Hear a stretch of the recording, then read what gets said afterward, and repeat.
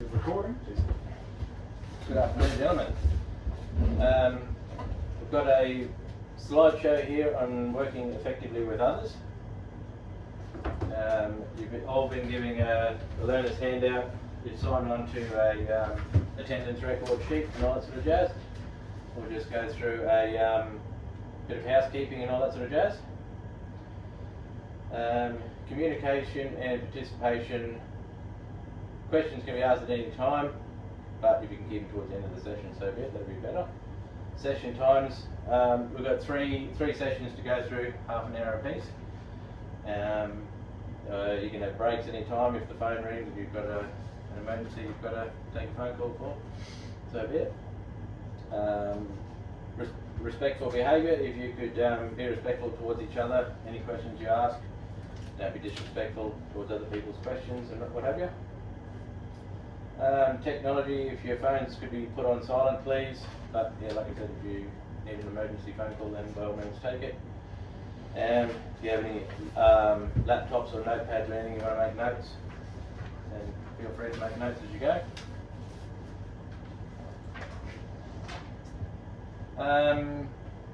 Like I said, communication, any questions you feel like you need to ask, by all means, I'm open to, floor's open. Toilets are just over the back outside, we all know that. Emergency muster area is just over in the flats, just in case we have any incident on site. Smoking, if you can leave them for your breaks in the half an hour, that would be fantastic. What else have we got? Emergency procedure, toilets, bins, smoking, yes, we're pretty good with that. Alright, how to communicate with others and barriers to communication, the do's and don'ts. So session 1. Workplace communication is important for both the individual, the company-wide level. Effective communication is necessary to the success of the whole company. How to communicate with others effectively in the workplace.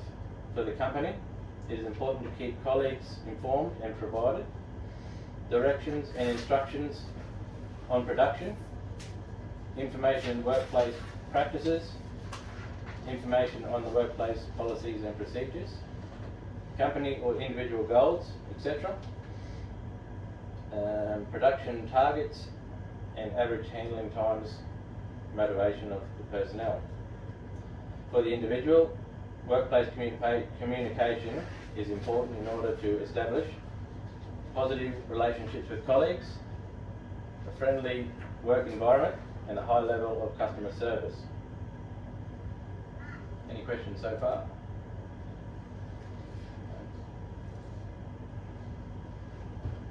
Communicate what? Effective communication process. Professional behaviour is valued by all employers. When you speak on the phone, participate in a meeting, write emails, or create or send documents, you present your organisation, you are representing your organisation, Interpersonal skills are the tools we use interactive communication effectively with different people. If you have good interpersonal skills, you will essentially be communicating with ease in a variety of people of different backgrounds and a lot of different levels. With the openness of others, be honest about your feelings, concerns, and be willing to discuss them. Lack of openness can lead to misunderstandings in the event of resentment.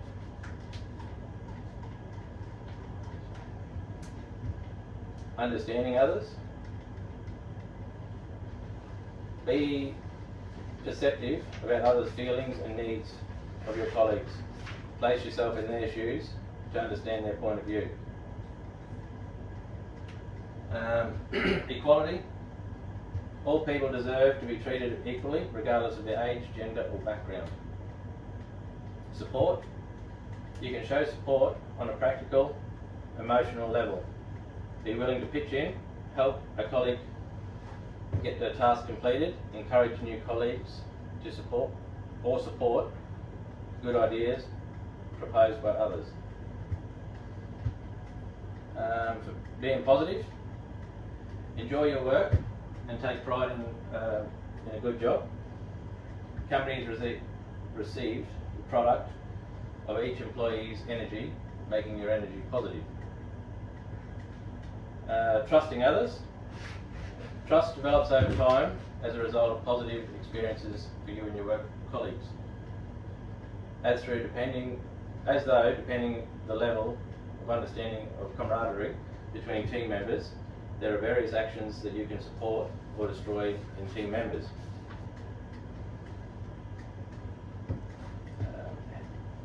What else have we got there? How? There's spoken, written and visual. The spoken one is make sure you're speaking clearly to all your colleagues and all that sort of jazz, using language that everyone understands and not so much slang and all that sort of jazz. Use correct words and grammar, and then effective questioning techniques.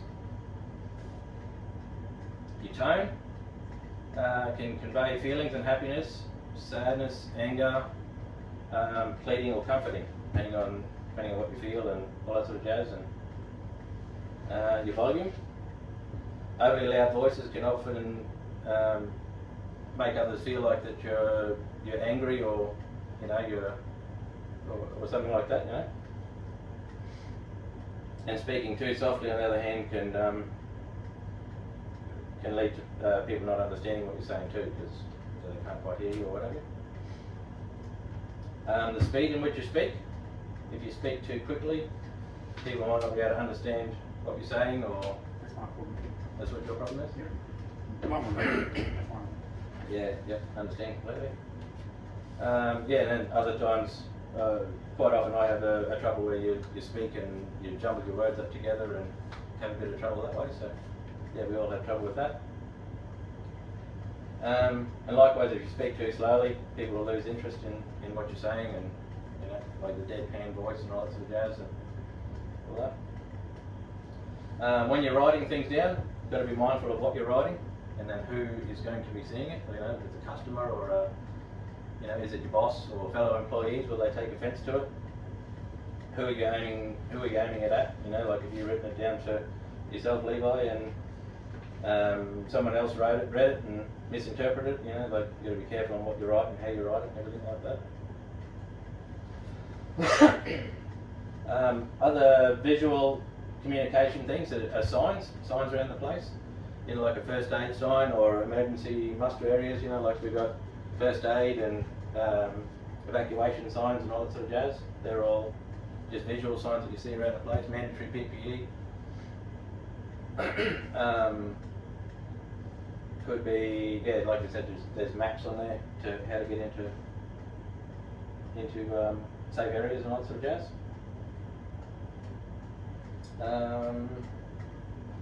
Results. So we've got factors affecting communication. Physical barriers like hearing, illness or stress. Could be inattention, like lack of interest, or maybe someone's lost interest, or they've got something else on their mind, something like that. They're just, not paying attention and not quite listening to what you're saying. Inconsistency, like if your story keeps changing, or what you expect someone to pick up from your conversations. If you're not consistent in what you're saying, people will lose interest and not be able to follow it. Cultural, the language, or your social differences. Like people with strong accents, sometimes they're hard to understand, and then it can be hard to understand the message that they're trying to portray. Even jumping to conclusions. You start with a conversation and somebody thinks that you're going to lead towards a certain direction, and that's not where you're heading at all. Then they stop listening because they think that you're going into a tangent that you're not heading in. Lack of feedback,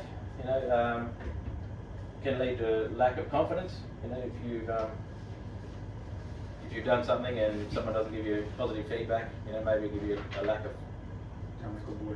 Yeah, tell them good boy, and yeah, you've done the job well, or you followed the procedure, or things like that. Or negative phrases. If you have done something and it's not 100% to plan, maybe you can get a bit of a negative feedback that'll stump your confidence and all that sort of jazz. Yeah, like a status. Status can be another one. You got a supervisor or a manager or something like that, and it'll be a one-way conversation. It'll be all their way, and as us general workers, won't be heard or won't be listened to. And time pressures. If you are talking to a manager or a supervisor or something like that, they might have a time pressure and won't want to listen or rush through their conversation or something like that maybe. Yeah. Any other questions or anything so far? Not really. No, not really. This one here, we've got a little video, and hopefully this is going to work. And there'll be just a couple of questions, so if you have a quick listen, I've got a... Is there an exam after this? No, not an exam, it's just a couple of questions just on the video itself. It's just a quick video on effective communication in the workplace. And then if you have a quick listen as the video goes through, there's only a couple of major points of communication. It's just communication between the workforce and how it plays out. Let it rip, let's see how we go. Right through impact. We all use words and language every day to interact with people at work. But do we really communicate effectively? Effective communication can be broken down into 3 parts: listening, understanding, and responding. Let's look at these one by one. Listening involves hearing the words that are being said, taking in non-verbal cues such as body language and facial expressions, plus paying attention to voice modulation. We then move on to the next stage: understanding or giving meaning to what we have heard. Most communication breakdowns happen at this stage because we often misunderstand or misinterpret what is being said. When we make errors in interpretation, we are likely to respond incorrectly as well. For example, your boss asks you if the task that he assigned to you has been completed. If you interpret that as the boss blaming you for not completing the task, you are likely to respond with anger. However, if you interpret that as your boss wanting to just know the status of the task, you are likely to feel less angry and defensive. How we interpret what we hear is affected by the thoughts that pop up in our minds when we are listening.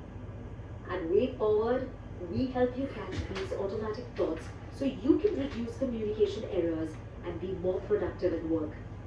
For more information, reach out at www.wayforward.co.in. Right. Did anyone pick up on the 3 main parts of effective communication in the video? Listening. Yep. Understanding. Good. Anything on? Responding. So what do you think the lady was trying to tell us about the way we say things and our body language towards others? This is what I was going to ask if you could please explain in more detail the understanding. Because sometimes someone's talking to me and I think I'm understanding, but... Yep. So with that, would it be better to, what if you set it back to them in a way, did I understand, is this what you mean, or something like that? Can you, Gotcha. if you recite it back to them in a way, then... that's a good way to... Can you draw me a picture, because I can't really... Yeah, pictures or anything, whatever way that you think you pick up on things easier. Yeah. Okay, beautiful, thank you. Sure. I understand that. All right. Communication channels. The different communication channels we'll have in the workplace is workplace meetings, making and receiving calls, emails, leaving a voicemail, messages or notes, or text messages. Why do we have workplace meetings? Workplace meetings are an integral part of communicating information. They can be most effective methods for making decisions, developing ideas, solving problems, and transferring information within a team or a group. Making and receiving calls. The telephone is the most widely used method of communication these days. Instant communication at work, except here because we don't have phone service. You can send and receive information quickly by phone. Taking it to somebody on the phone requires significant set of skills.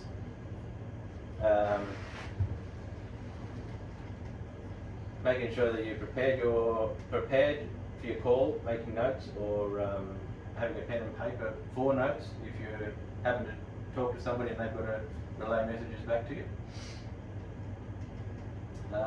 Things to remember while you're on a phone call. Make sure you speak clearly and the other person can understand you. The person at the other end of the phone call can't see your reaction, so if you can, verbalise these and what have you. So like when your tone is more important than... Yeah, your tone is fairly important, yeah. Emails. Emails through work, they're all monitored and all that sort of jazz, so you've got to be very careful of what you write, who you're writing it to and all that. So they're all monitored and once again, the person at the other end of the computer can't see your feelings and your vibes and all that sort of stuff. So, Or if you're joking, they don't know, they don't relay. yeah. Like, heated mood, it's not a good idea, I guess, to send emails. Yeah, correct. And they can be misconstrued because there's no emotion or tone in it. Yep. And if you type in all capital letters and what have you, that could be that could be a bold statement Or or even a full stop, people don't get offended by a full stop. Yep. So when you're sending personal emails, it's usually more of a chatty nature rather than as formal as a work one, but it's sort of similar to a face-to-face conversation. When you're sending work emails, it should be a bit more of a professional approach. It should have receiver's name, the date, the subject you're trying to talk about. It should have your message, as in the body of it, your sender's name and your email, and then if you can have one more form of communication back, like leave your phone number at the bottom. At least then if they need to talk to you a bit more personally about your email, then they've got a way to get back to you. It's like writing a formal letter. Leaving a voicemail. With a phone call conversation, you're leaving a voicemail for another person. It's not a backwards and forwards chat, it's sort of a dictated message.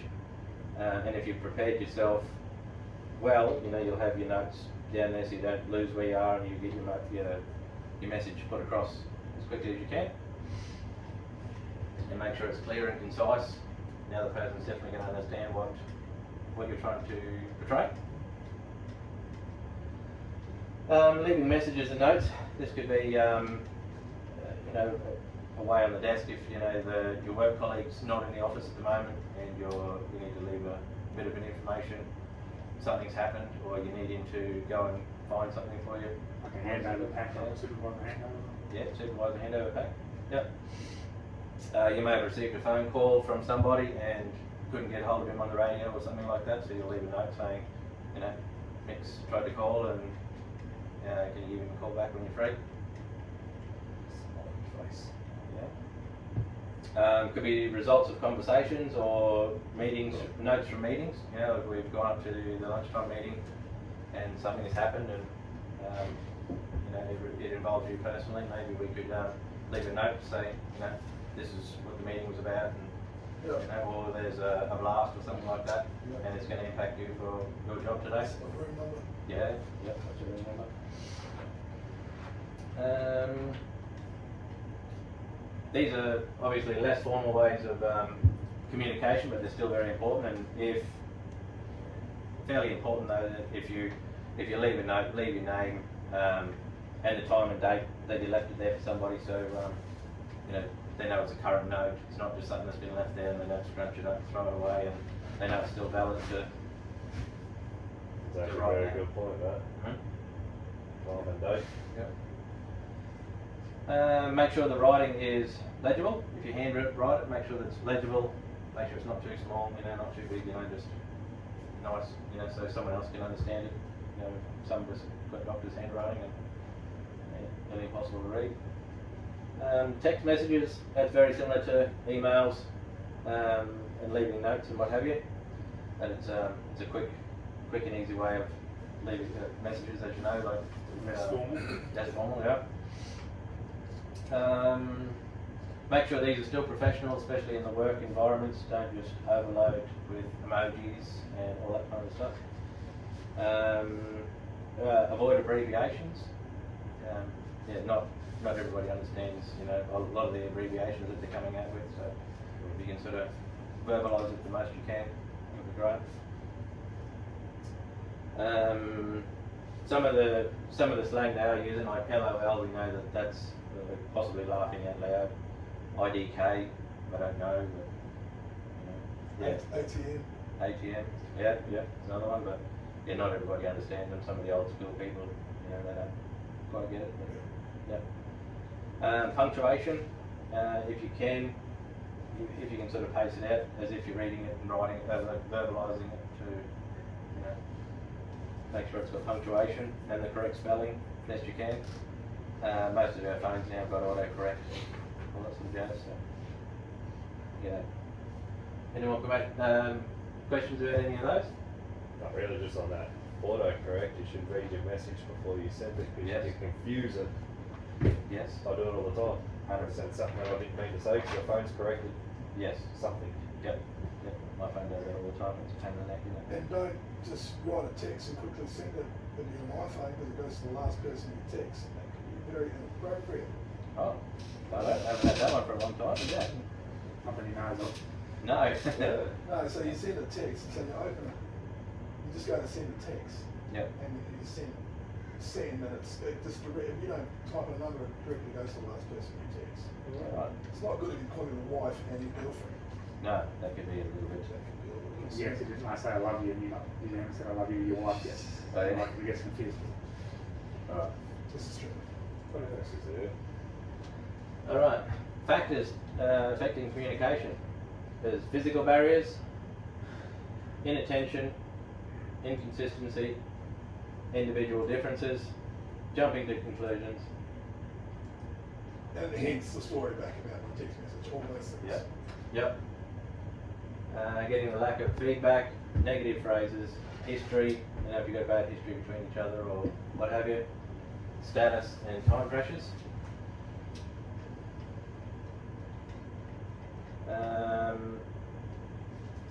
Pretty sure we've been through that. I'll tell you this, that's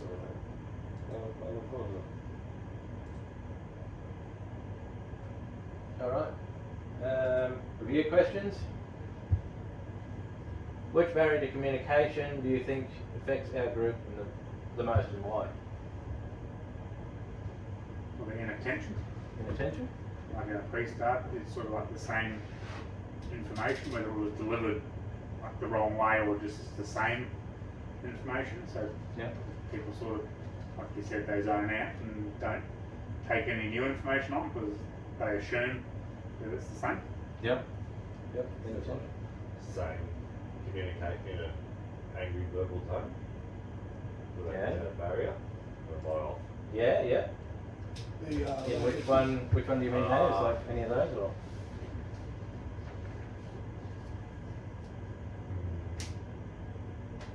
Like your negative phrases might be one. Yeah. Negative Yeah, phrases. all the negative phrases. Yep. physical barriers, the lack of braille around to use.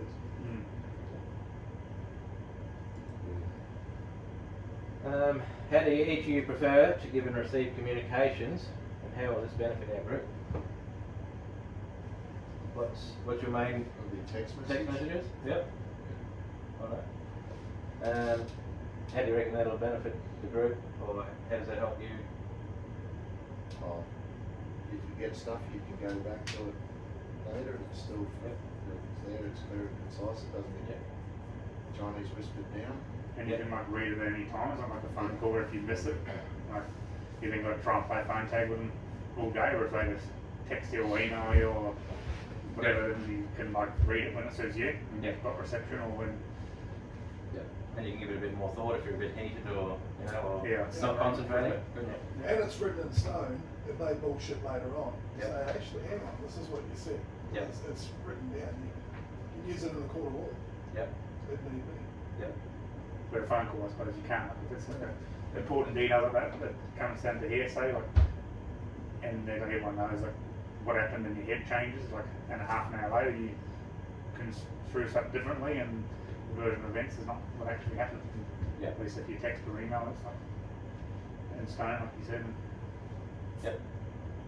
Yep. What do you got, same thing? Yeah, I was leaning more towards email for a big Email? group setting and Yep.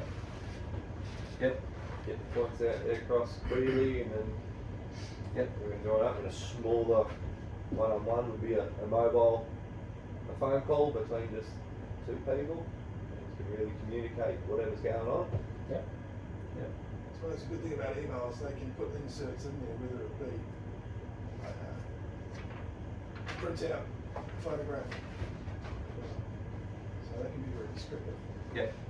then face to face is important for some things, like when you've got like a toolbox or like a safety, like we had this morning with like that incident on site. Like that's the situation, I suppose, where an email is not as beneficial as like a face to face where you can like sort of vibe off each other and go off someone's tone about how disappointed or angry or however he is. Like that, I think is the most effective way to then like, communicate like a really serious matter To a larger group. rather than just emailing everyone and they don't look at it. Like, Yeah. where you sit everyone down all together and like have a 10-minute conversation like, about one topic, and like I think that's the best way to deliver that sort of information anyway. Yep. The next person who does that's out the gate, everyone gets the message. Yeah, that's quite right. Yeah, clearly. very clear. Yeah. But that gives a great opportunity for everyone to understand what's going on, get in the face to faces and asking questions. Yep. And get it all out there. Yep. And with the communication, can you think of a recent conflict that was resolved either positively or poorly? And is there a strategy that we can use to make a difference? I wouldn't say it's a conflict, but I reckon it was like resolved, like it was dealt with poorly would be like around like the care and maintenance and the contracts and like who was going where. I feel like it was not really like Brendan, for example, wasn't like sort of kept in the loop, and no, there was not really a lot of community. It was just like here's what's happening, and there wasn't like proper communication between management and supervisors and employees, and like they could have benefited from this, I suppose. Like we sort of everyone's getting on the right page and getting the same idea. And, good not just Brendan, but for everyone. Like, so everyone knows what's going on. Even on flights and supervision. Like, Flights, like the changes around camp, like that's not really that wasn't communicated effectively, like with times and changes and like that sort of. 100%. Yep. Even like people, I think we had an incident not so long ago where a guy pulled up somewhere behind us, and wasn't. The information wasn't passed on that he was there and was ready for help, and a bit of a misunderstanding and what have you, wasn't it? So,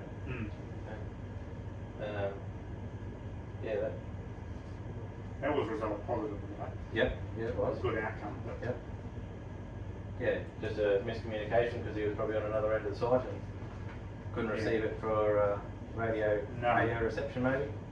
And if you're like another topic where like the tone matters, like how you're, even if you're angry, how you communicate that anger, whether you subdue it a bit and sit on it for 10 minutes and then have a chance to, that then your point then comes across more clearly rather than like in the heat of the moment.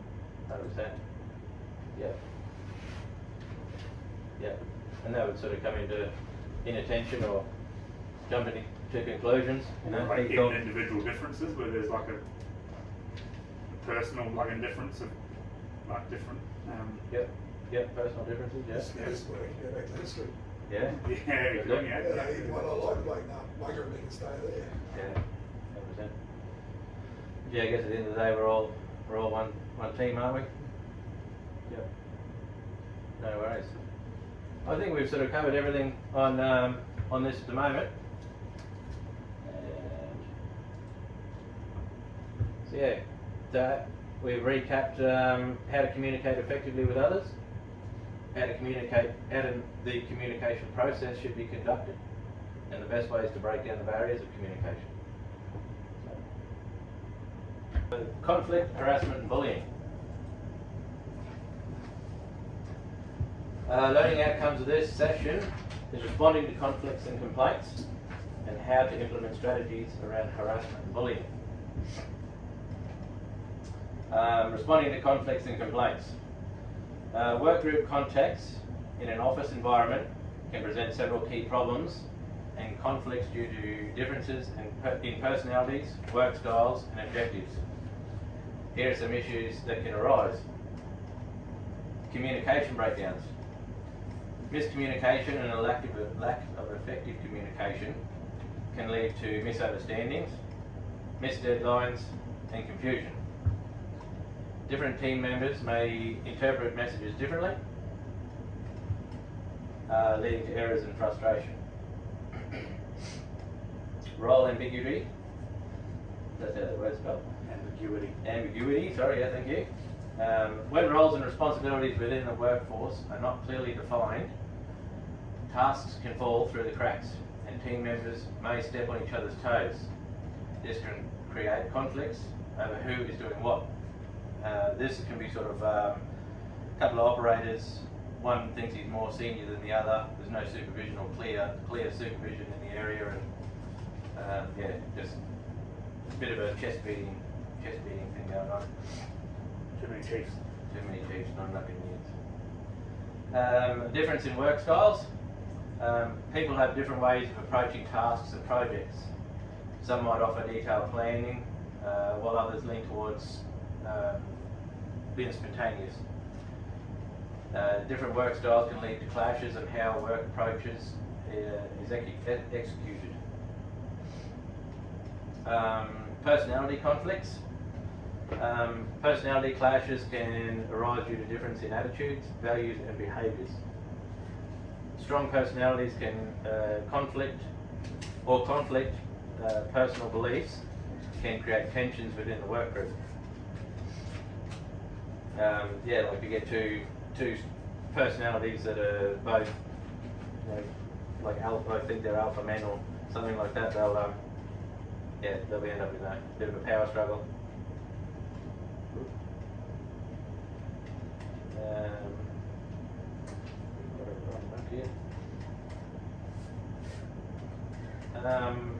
Oh shit, there we go.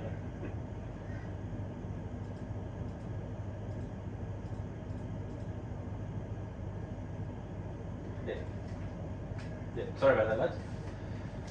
Alright, yeah, with the power struggles and what have you, yeah, like that, we need to try and get a defined supervisor for the area and all that sort of stuff, just to try and get rid of that power struggle and all that sort of jazz. Has anyone got anything to add on that, or? No, not really. Exactly how you said it. Yeah. Resource allocation. When resources such as time, budgets or personnel are limited, this can cause conflicts. You know, like lack of time to clean up your area or wash a vehicle down or something like that. lack of equipment, like we've only got like one ute or one loader or like. Yep. One wash down pad and 10 trucks to wash or all that kind of jazz. Yep, that'll cause resource tensions. Who gets a beanie and who doesn't? Yeah, that's right. Yep. Who gets to wear a sperm suit, who can't? Yep. Disagreement over priorities. You know, like you prioritize your truck to be washed over everybody else's, and that'll cause a conflict as well. Differing goals, like work groups might consist in individuals with very goals or objectives. If these goals are not aligned with the overall team or the company goals, conflicts can emerge over the project. Workload imbalance. If some team members are consistently not pulling their weight, or somebody's a bit of an overachiever, they feel like after a while they're carrying their team members, and it sort of wears thin after a while, doesn't it? Can lead to burnout or decreased morale in the workplace. A lack of trust between team members can undermine the collaboration amongst the group. It'll sort of ruin the bond we've got. It can hinder sharing of ideas. If if you don't trust each other, you won't share your knowledge, all that sort of stuff amongst the group.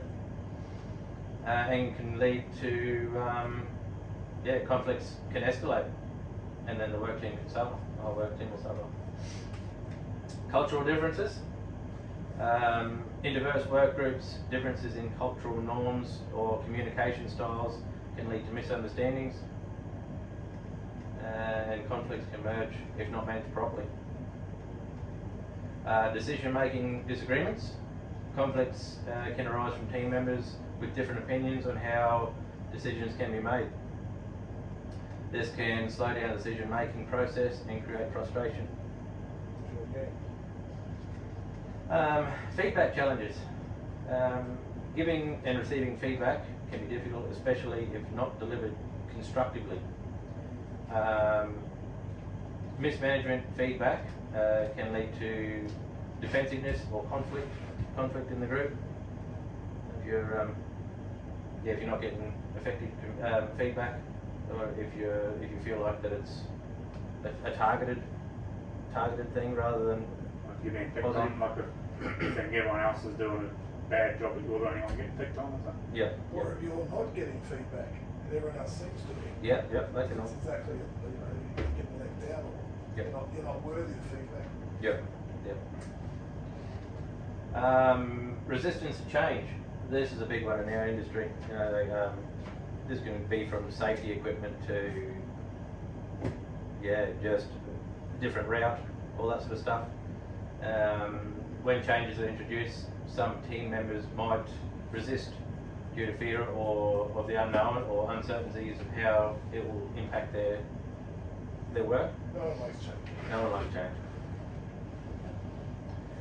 And competition of recognition. If there's a lack of recognition for an individual, or like you were saying before about his achievements, that will lead to conflict, especially if somebody else is getting some recognition and you're not, especially if you've done a good job.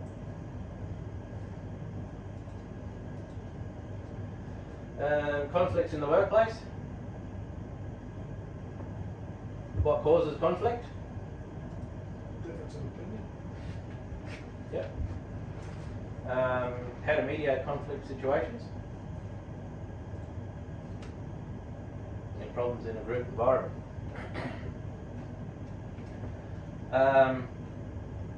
First of all, what causes conflict? Conflict can occur when one person's opinion differs from others. Conflict at work usually isn't random. It tends to grow in a few predictable pressure points. They'll be sort of like poor communication, unclear roles and responsibilities, differences in work styles, personality clashes, competition for resources, unfair treatment, perceived inequalities, stress, burnout, high workload, or poor leadership. We've sort of covered a few of those as we're going along, but it doesn't hurt to reiterate what we're doing.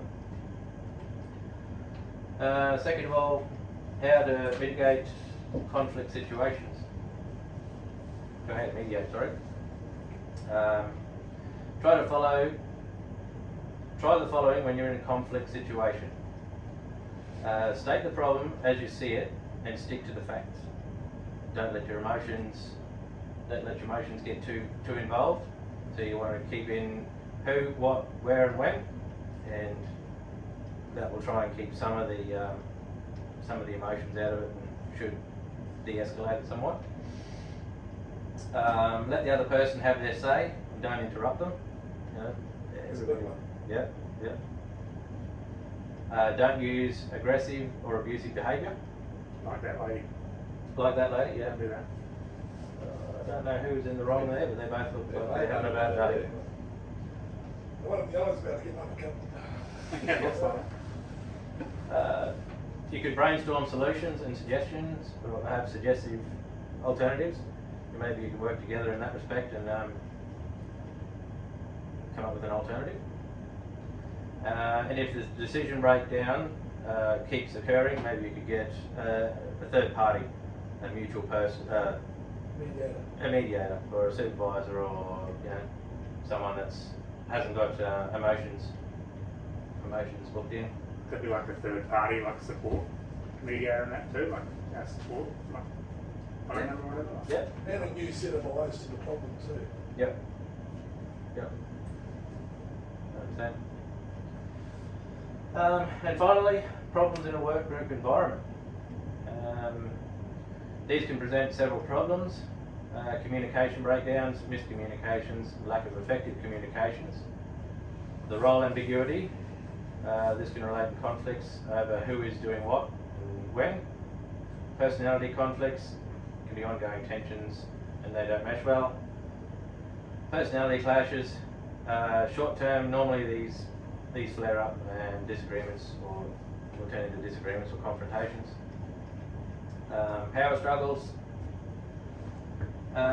people who fight for control when it's not defined who's in charge and all that kind of stuff. Resource allocations, differing goals, workload imbalance, lack of trust, cultural differences. Has anyone got anything to add, any of that so far, or we're sort of self-explanatory, we're covering it? Coming up next, we've got a little video. Okay, we've got a short video on resolving workplace conflicts.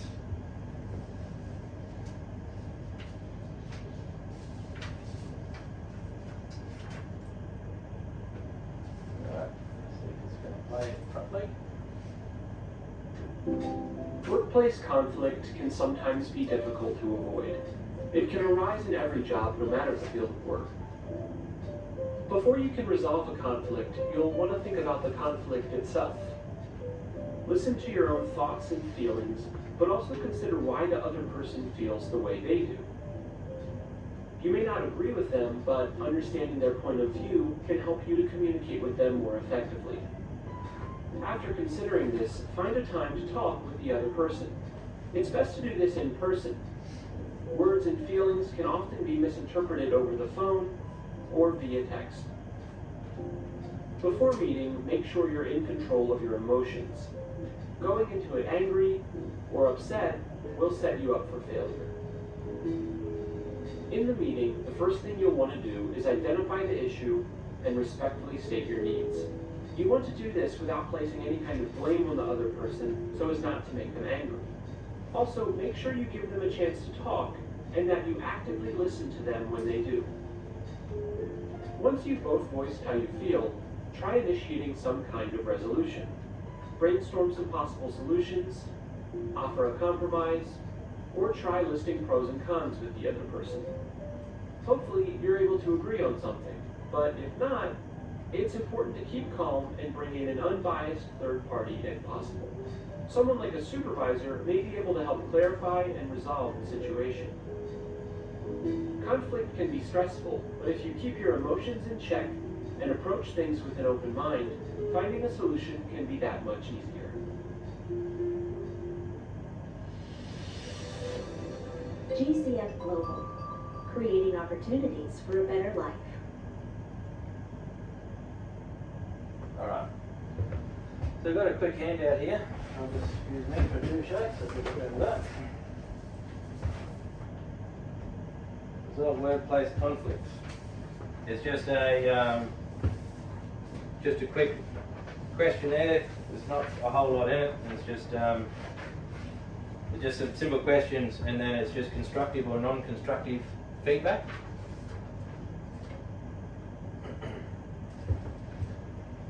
If you want to work as a group, read them out. We can sort of work together and let's work together. Yeah. It's all about communication. Yep. Do you need a little notepad to write on or anything like that, or are you pretty right? Pretty good? Spell check. Yep. Game stuff. Okay. For the first one. No, the third one. First two. The first one, doing that. So First two done, yeah. Using a phone to leave a message about an issue which you have recently had a disagreement with someone about. Phone to leave a message. I guess that would depend on like the It's- context of the message. yeah. If it was like constructive, or you constructive. were sending them angry, and Yep. Yeah. like if they were like trying to resolve the problem or like clear the air or like resolve the issue properly, then I suppose it could be constructive, but it could also Yep. be very Well, I think it's non-constructive. non-constructive because it's all just been Yes. disagreement to start with. Yep. We've just said that text messages don't show emotion, tone, and can be misconstrued and misinterpreted, so it's probably. Because of the disagreement, you've just left it, I think it's Right. non-constructive. Right. And you've got emotions involved, haven't you? Yeah. So, yep. Yep, non-constructive. But being in control of your emotions while discussing an issue with a colleague. Constructive. Well, that's very constructive, just Yeah. being in control of your emotions. Okay. Over to you. Identify the issue and state your needs in a calm and relaxed manner. That's kind of relaxed, that's constructive. Sort of follows up Yeah. on the previous one. Like, Yep. Laying blame on another person is not constructive. good. Why is that not constructive, Leroy? Even if it could be accurate, it doesn't help Yeah. the conflict. Even if they're like I'll make the reverse the dozer into the ute yesterday. Yep. Like you could blame them, which I'm sure they probably did, but it doesn't help resolve the incident or the. I'm sure there would have been conflict between the two blokes. Well, It's a quick way to Yes. spark up anger. That's right. Yep. we don't know the circumstances. Did he know they were in this area? That's right. Yeah. Yep, correct. There's communications, isn't it? We discussed that earlier. What else do you have? Mate. Yeah. Actively listening to the other person. Well, that would be constructive. Yep. Have the next day. Telling someone what you think is the best resolution to a problem. I suppose it depends if you are asked for your resolution or you're like offering it in an aggressive manner, like you should do You should this. listen to the way I- That's right. Yeah. That's not constructive.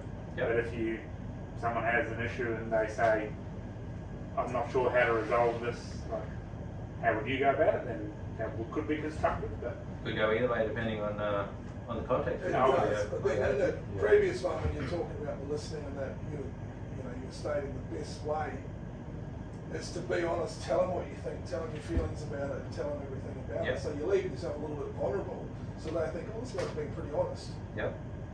Therefore, you expect an honest answer back. Yep.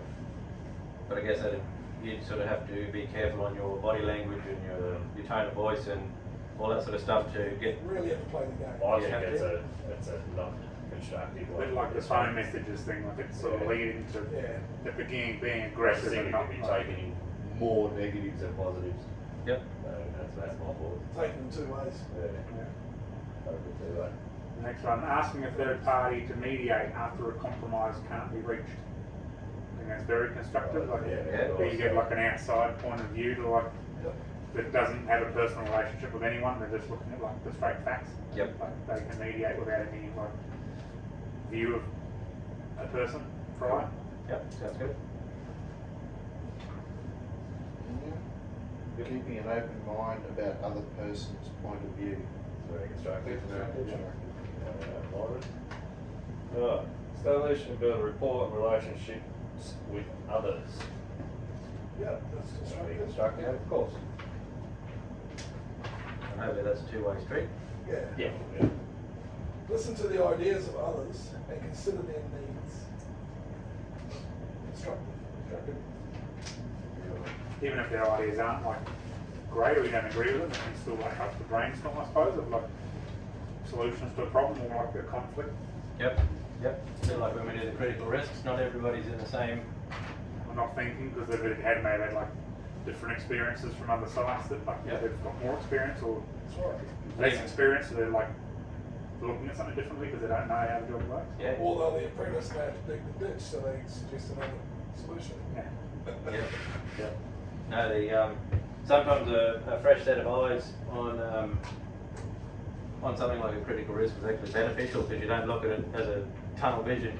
You know, like you're looking at fire You've done it 100 times, yeah. it doesn't seem like dangerous or whatever to you, but someone else thinks it looks bad or sketchy or something. 100%. Yep. Cool.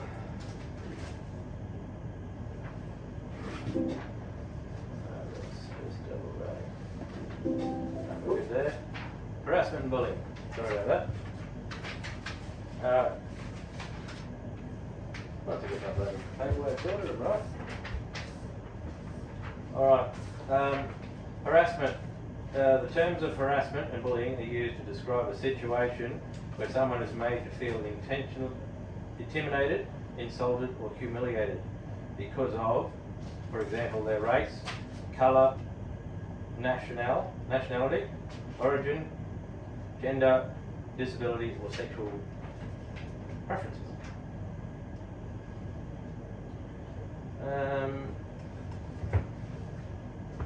Harassment and bullying are behaviours that make someone feel unsafe, embarrassed or threatened. Bullying is intentional, repetitive behaviour that has involved a power imbalance, meaning one person has more power than the other. These behaviours can make the difference between different forms, which I'll explain.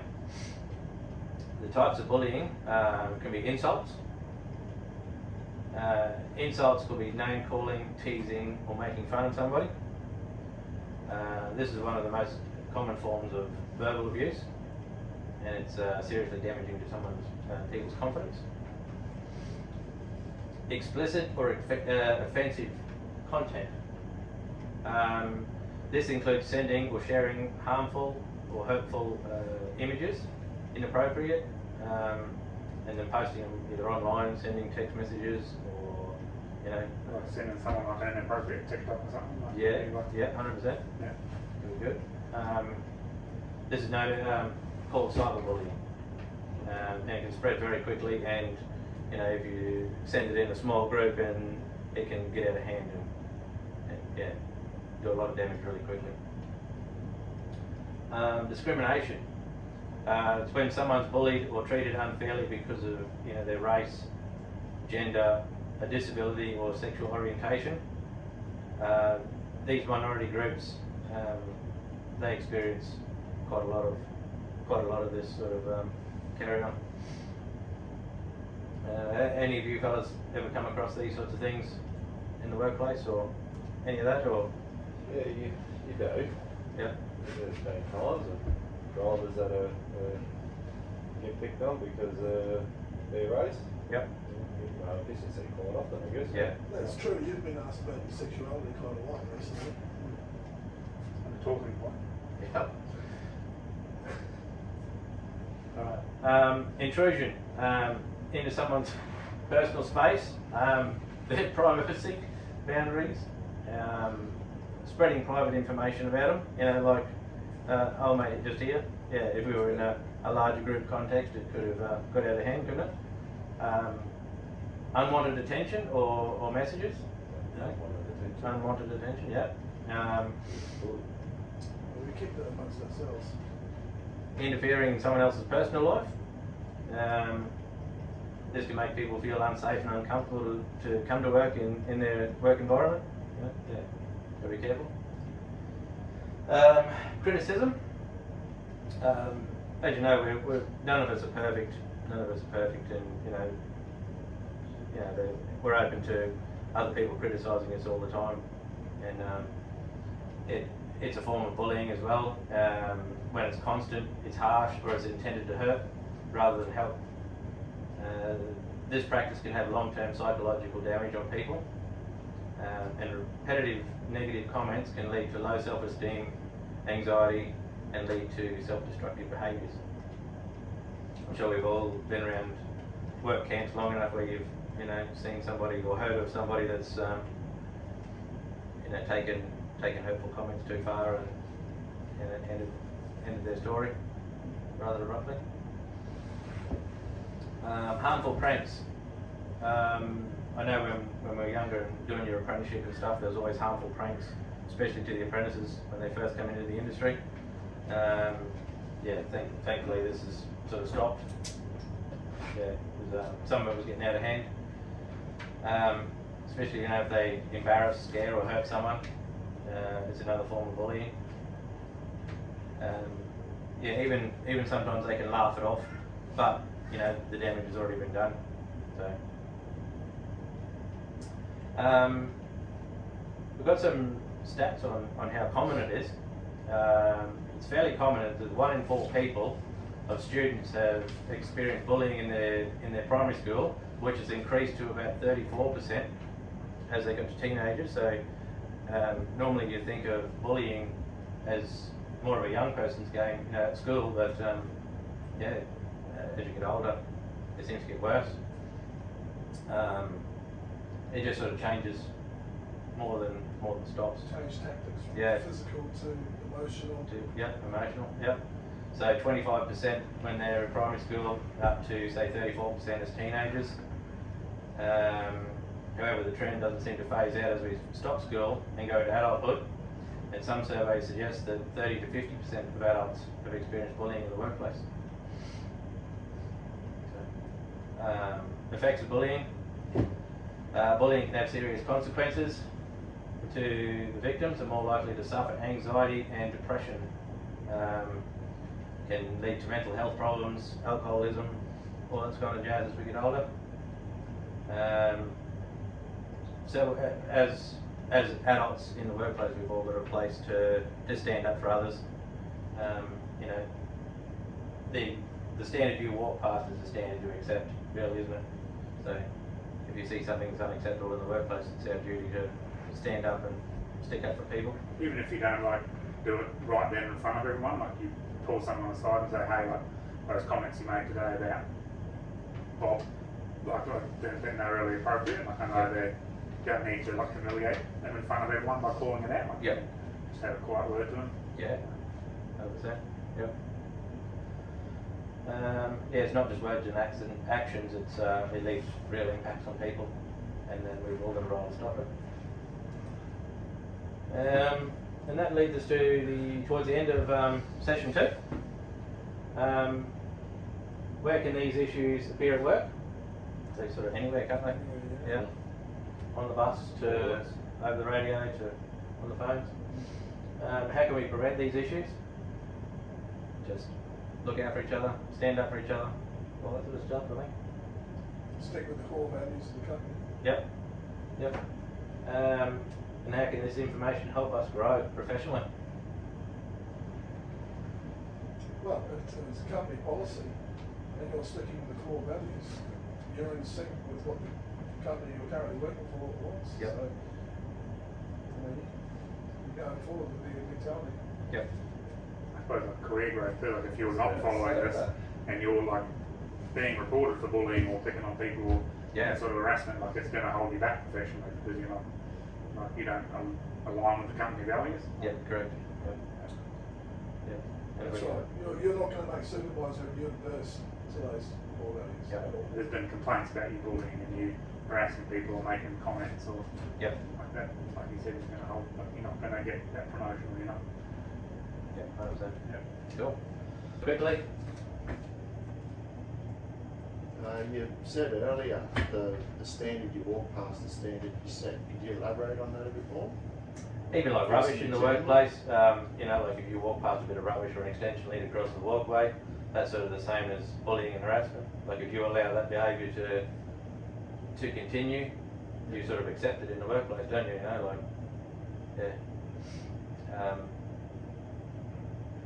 yeah, like even sending offensive content and all that sort of stuff.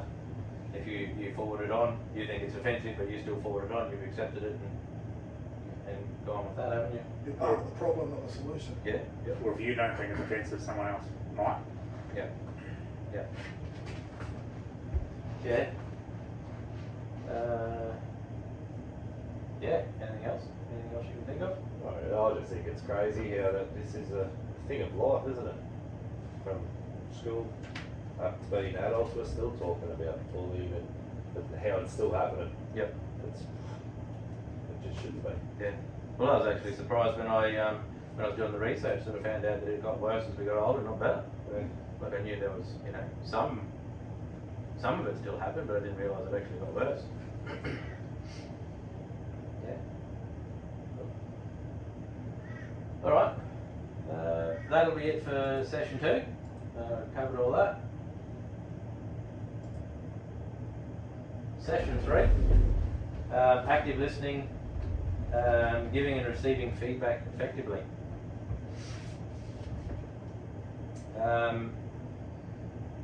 Effective communication builds trust, improves performance, and reduces conflict in the workplace.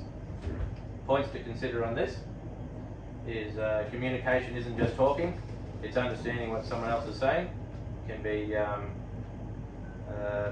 like your texts, your emails, verbal, all that sort of stuff, as we've covered earlier in the program. Poor communication leads to mistakes, frustration, and conflict. That's sort of nearly self-explanatory, isn't it? Like poor communication from your supervisor will you won't get the task done correctly, and then if he yells at you for not completing it correctly, it's communication's a big one on that. But active listening as well, like if he tells you exactly what you want and you weren't actively listening, you get the same outcome, don't you? Then everyone gets frustrated and there's potential conflict.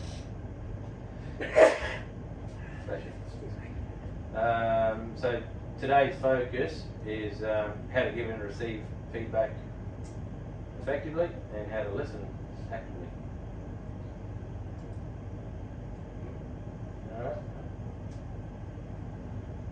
Alright. How to become an active listener in the workplace. This will cover tips of active listening, being aware of non-verbal cues, and when to interact and not interact with others when they are speaking. How to give and receive feedback effectively. So when you're giving feedback, being positive, choosing your words, consider your timing, and use empathy. With positivity, like come across with a positive demeanour when you're giving your feedback to someone. Choose your words correctly. Like take a bit of time to choose your words so you're not going to offend, or especially when it's feedback. Someone's done something and you're giving them feedback. Their emotions are going to be more involved in it. Genuinely engage with the person. Yeah. So Yeah.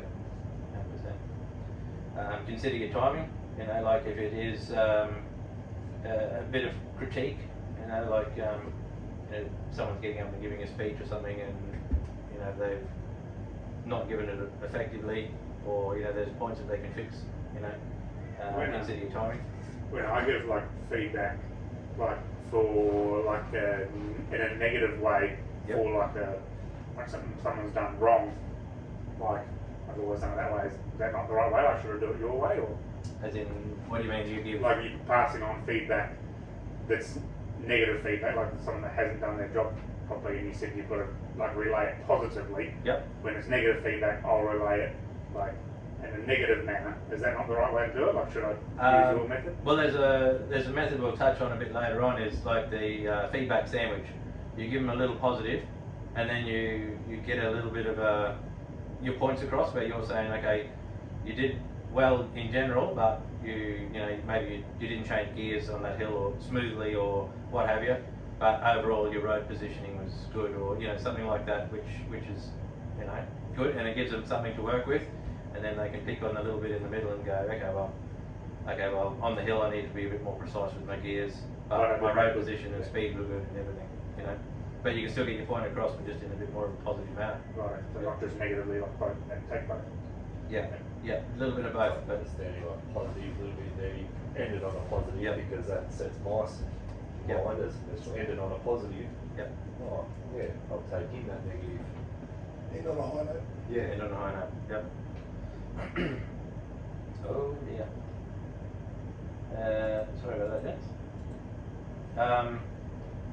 when receiving feedback, listen to the feedback that's given, be aware of your responses, understand the message that people are trying to give you, be open to others' opinions.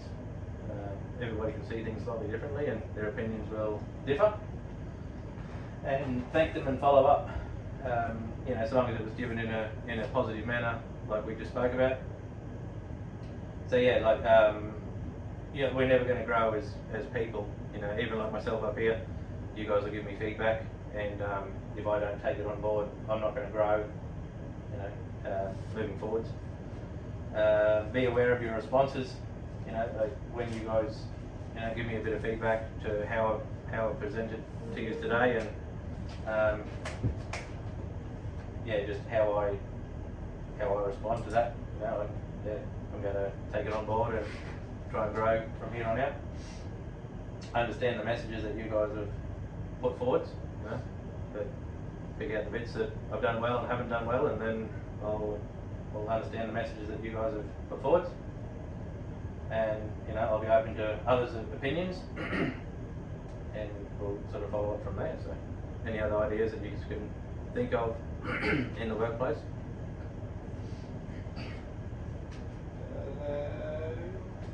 No. Not really? Alright, we'll move on. Alright, active listening. Tips for active listening. You got a few there. Have a look at the speaker. Keep looking at the speaker and make eye contact and show that you're engaged. Give the speaker your full attention. Don't be playing on your phone or doodling on a notepad or anything like that. That could look like you're distracted. Passing notes to each other like during the... Yep, 100%. Yep. Keep your opinions out of it. So like when you're actively listening, just keep your opinions out until the end. Let the speaker finish. That's the next bit. Let the speaker know that you're listening. You can sort of, like non-verbal cues, you'd be sort of nodding your head and then maybe recite a little bit back to them, all that sort of jazz. We'll touch on that shortly.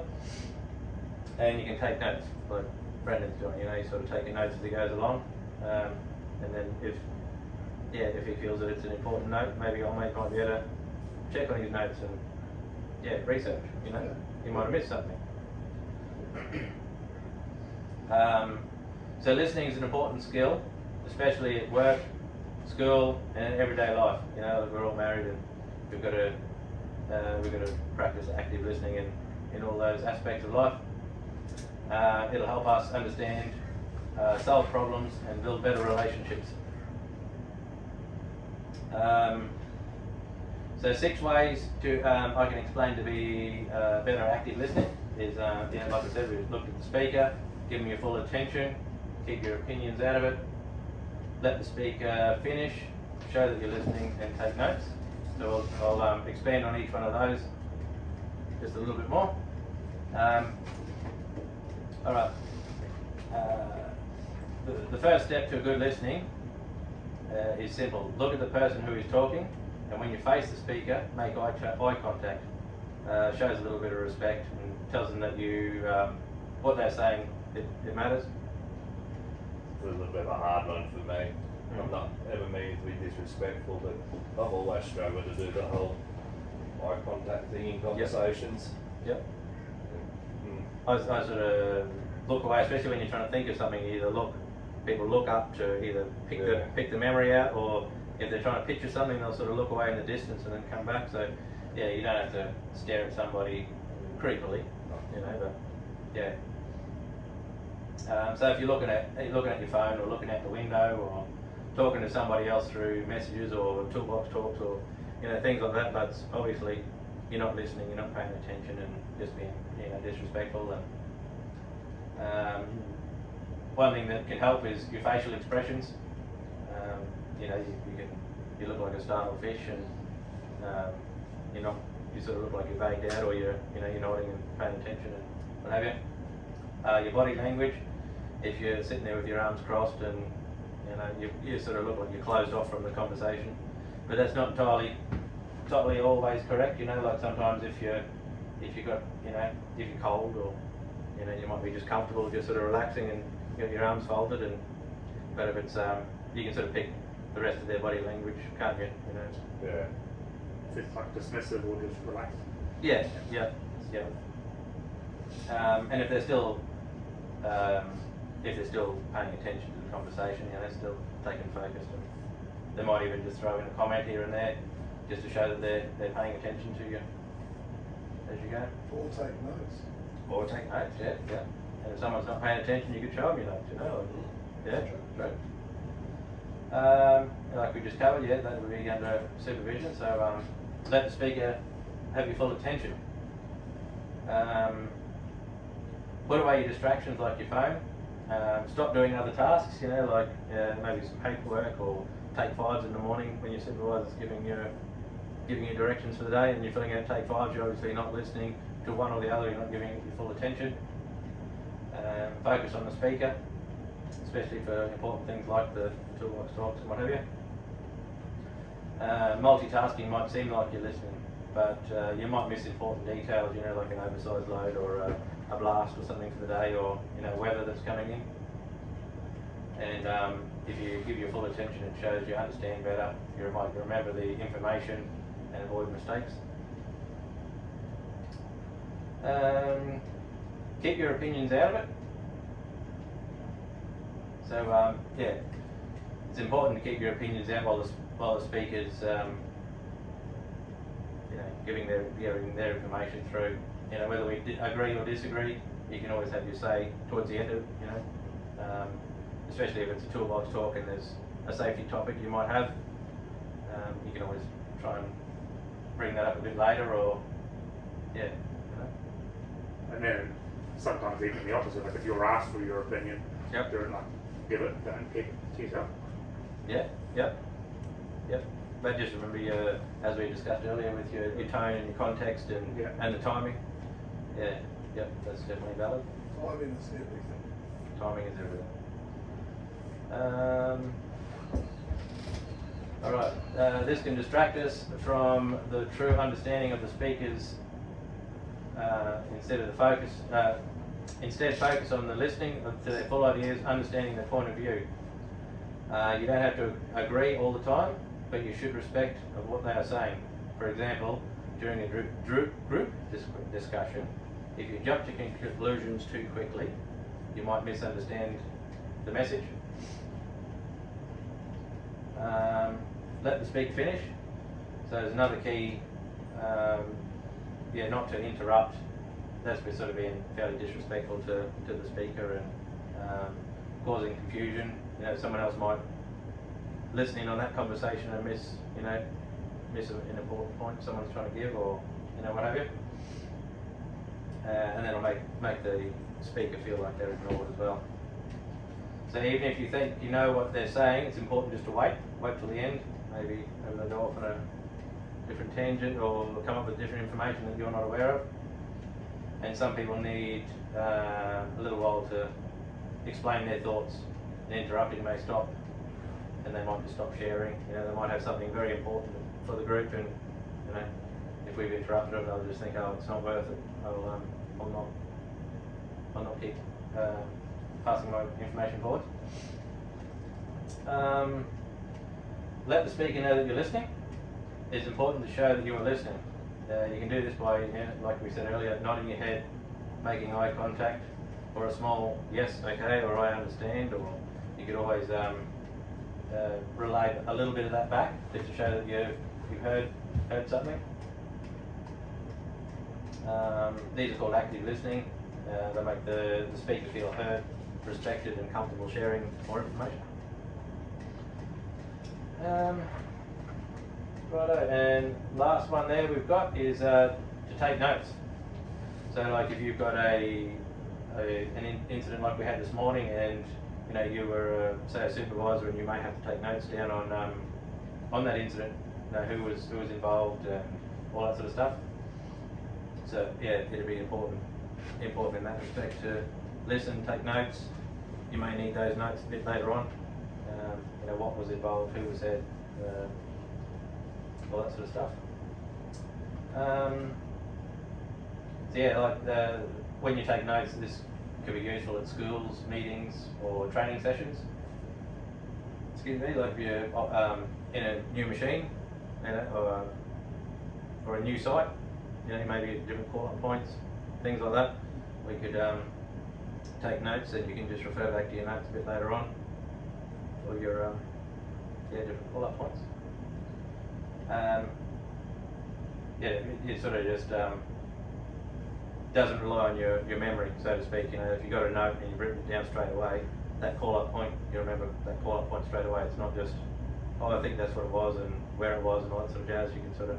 You remember if the farm said turn left at the big jump to turn right, so you put that down. That's right. Yeah. And the only reason you remember is because you wrote it down. Yep. Yeah. Cool. Yeah, alright, so pretty much we've covered all that. Any other questions on active listening? Do you just think it's always a nice thing to do if you're going to take notes, talk to someone, just say, you don't mind if I take notes, just Yeah. to have your head down while someone's talking to you and just to let them know first. Yeah, Yeah? right, yep. And then that's a good idea, because I see you've got some notes on your paper there that Yeah. could be valid. Yeah. Yeah, 100%. You might need that later. Yeah, so, yeah. Well, I mean, yes, when you do a training course, it wouldn't hurt. Yeah.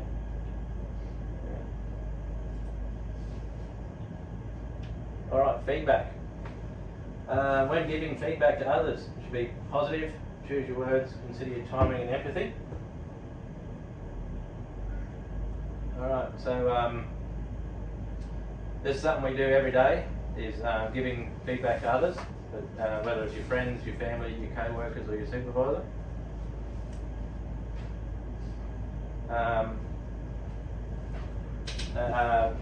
Giving feedback can make a big difference. It can help someone grow or hurt their feelings and damage their relationships and all that sort of stuff. So it just depends on how you do it. You give feedback in effective ways, and these are the ones here, and I'll sort of go into a bit more depth with the positive, choose your words, your timing and empathy.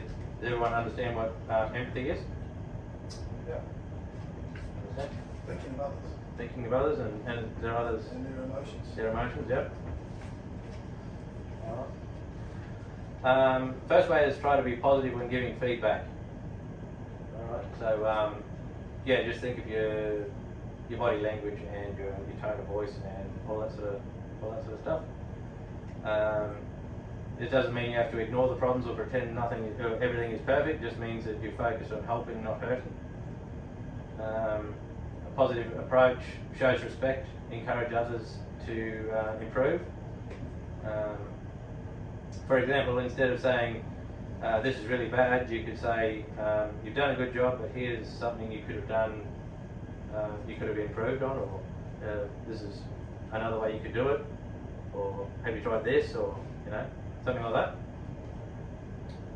that. Starting with something positive usually helps the person feel confident and more open to listening. This is often called the feedback sandwich. We covered that a little bit earlier.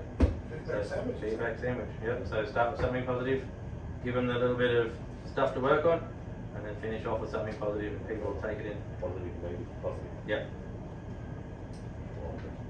So it doesn't always have to be negative in the middle, but yeah, if you can just give them room for improvement, even it might not be negative, just maybe maybe you try those revs a little bit different or something a little bit different. No, just thrust it upon them. Just yep. Make sure you choose your words carefully.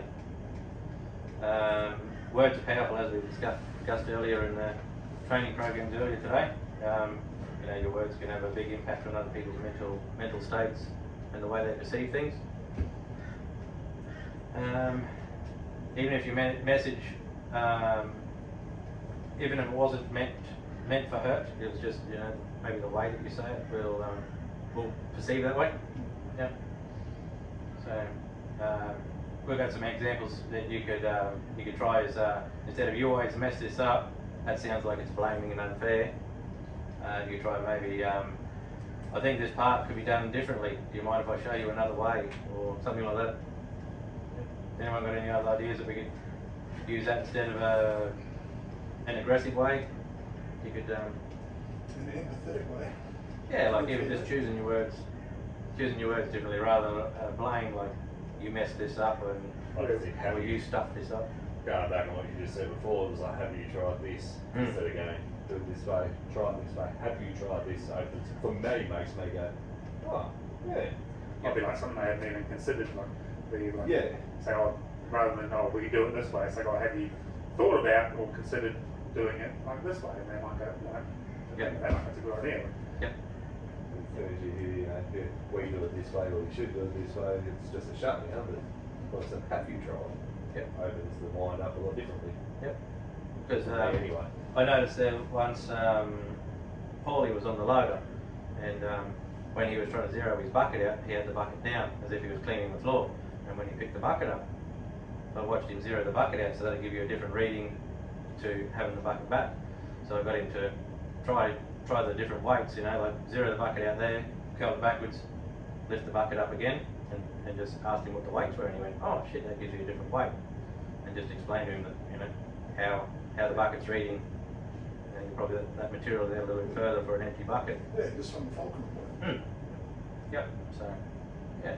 Did he take that feedback well? He did, yep, he took it well, and then went forwards from there, and his weights were a little bit different for each thing, yeah, so. So rather than criticising his work, yeah, it was just a bit of positive feedback just to try and get him on track or get him in line, and yeah, it wasn't really a criticise so much, it was just help the individual. Make sure if you're going to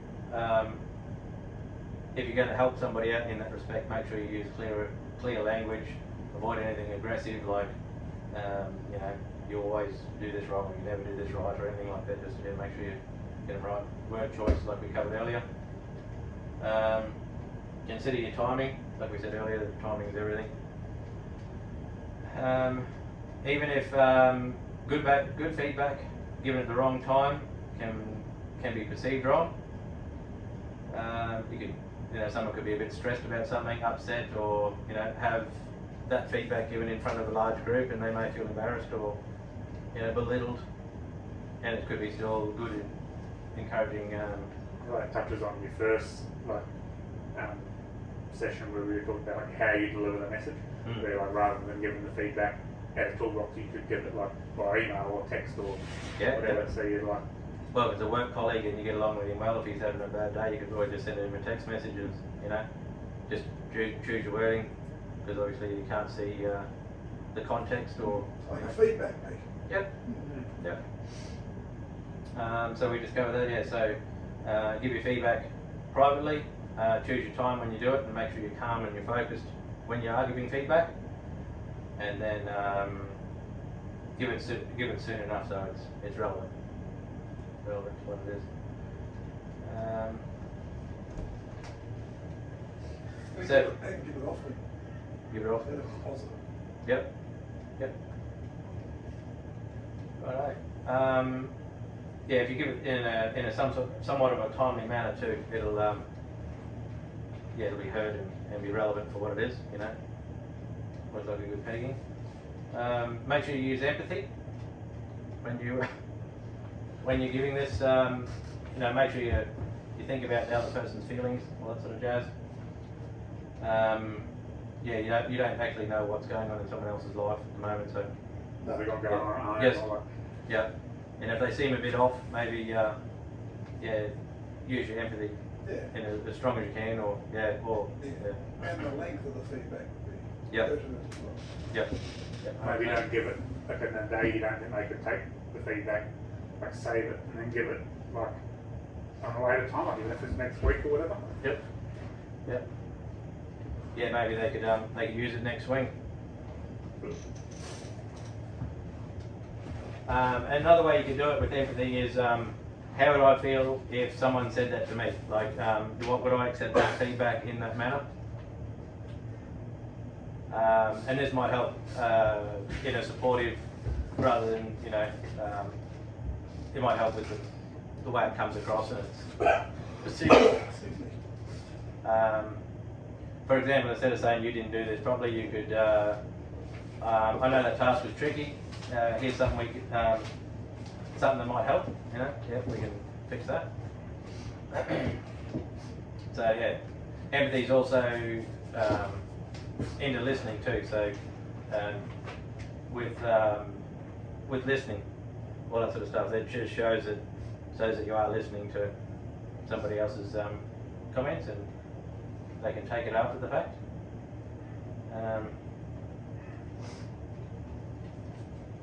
All right, so that sort of covers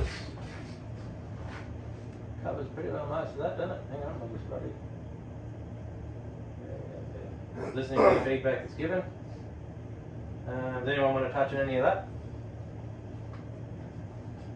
I don't know if they touched on like the bottom too, like about being open to Yep. about it and not like dismissing it Yep. right Okay. out. And then on the bottom one, like Yeah, no, I think we're up to empathy, so we'll listen to the feedback given. So yeah, we just covered that, didn't we? So yeah, if you're listening to their feedback, all that sort of stuff. Yeah, next time you give feedback, just make sure you think about what it's said, not just what you're saying, like how you're saying it and all that sort of jazz. Well, it can hurt some people, so you've got to be thorough. Yeah, 100%. Yeah. Feedback is part of everyday life. It happens at work, school, and even at home, like we discussed earlier. So sometimes, yeah, you need to make sure with receiving, understanding the message, being open. Yeah, being open to their opinions, lots of jazz. Yeah. Feedback. So we'll come to that.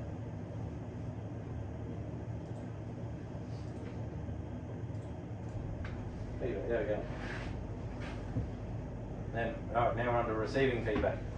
Anyone want to add anything, or does anyone want to go through? like don't be negative, like don't take it as like they're having a go at you. Like Yep.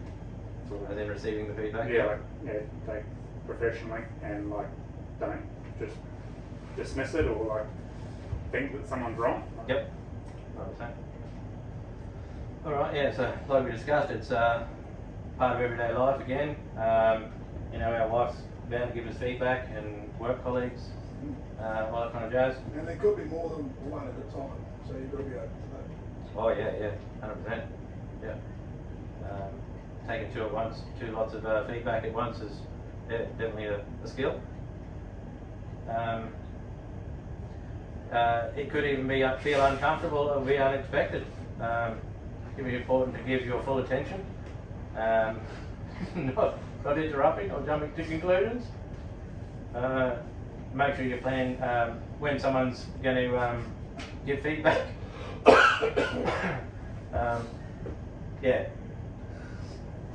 Hopefully they've planned their replies. Focus on the whole message and not just parts. You know, like yeah, if someone's sort of having an attack at you, like make sure you pay attention to the full the feedback sandwich we discussed earlier. You know, make sure you pay attention to the full thing and not just the negative in the middle. There's usually good at either end. The next step is being aware of how you react. So when you react to feedback, people often feel defensive, embarrassed, or even frustrated. These reactions are normal, but they can get in the way if you're not careful. Be aware of your responses and your body language, your tone, and your attitude. Crossing your arms or rolling your eyes and things like that will be negatives towards receiving the feedback. Interrupting the speaker, that could be a another way of poor feedback. I like that last one. Thank you for the follow-up. Yeah, follow-up. Yeah. Well, that'll receive. You'll receive it again another time, won't you? Like positively. So it is a positive thing. yeah, like next week, like you could check up and say like, hey, I was operating the loader this way. Like I took your feedback on board and like I found it improved, or I put part of it on board or whatever, and like, Yep. but yeah, like, thank them for it and chase them up later on. Yeah, 100%. They Any can other for feedback something. you've got for me, I'm wanting to know. Yeah, 100%. Alright, so understanding the message. You know, like you could always recite it back to them somewhat. Can you give me an example of that, or what could I do differently next time? That's positive feedback. You know, like you've received it, and then what can I do better next time to improve my performance? Be open. So yeah, be open to, you know, all sorts of. Any form of feedback. Yeah, and don't forget it's just not single. You know, it could be double-ended. So yeah. All right. There we go. All right. Super quick video on this one. Just about finished with feedback.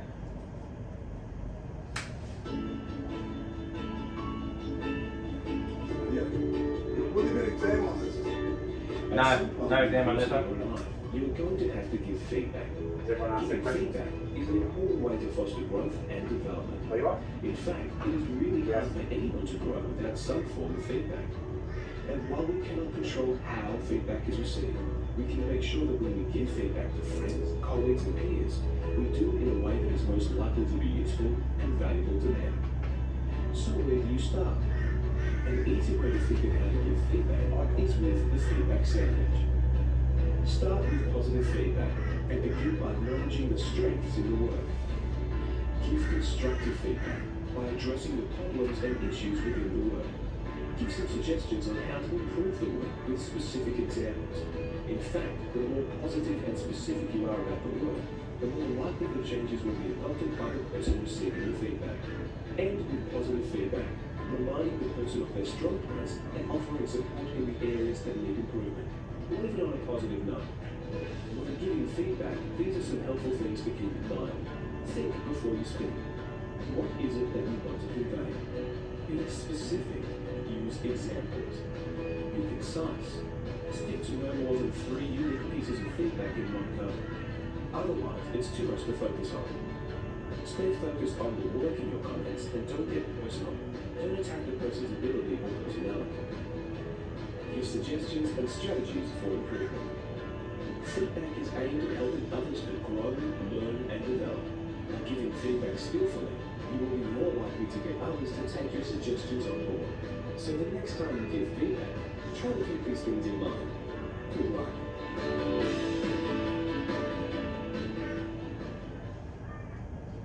Cool. That just reiterates what we've covered. We've covered active listening. Just quickly, what is active listening? Giving your attention to the speaker. Yep. Giving and receiving feedback. Understanding. Yep. Maybe paraphrase them back. Things Yeah, like that. repeat a little bit. They've said back to them, so Yep. they know you've like taken them on board. 100%. Yep. What is effective feedback? Or why is effective feedback important? Sorry. Which helps you like improve professionally. Like, Yep. Beautiful. Feedback's much better when it goes both ways. Yep. So, Yep. 100%. And how will clear communication help with work reports? Like you got the fact, like the accurate facts, and like you, nothing like there's no emotion taken into your reports, and like Yep. everything's just like 100%. All right. Anyone got anything else? That's about it. Well, thank you very much for your time. Thank you very much for your help. thank you for your Really, feedback. really appreciate it. we'll give you feedback later. Yep, there's feedback forms.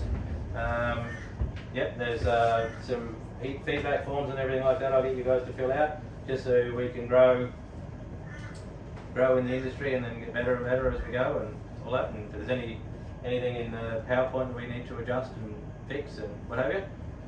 Is there a space for diagrams? There is, certainly. Yep, you can, what have you, you can do it right all that. So I'll hand all those out and I'll get you to fill them in and beautiful way. Cool. Chat. Get out.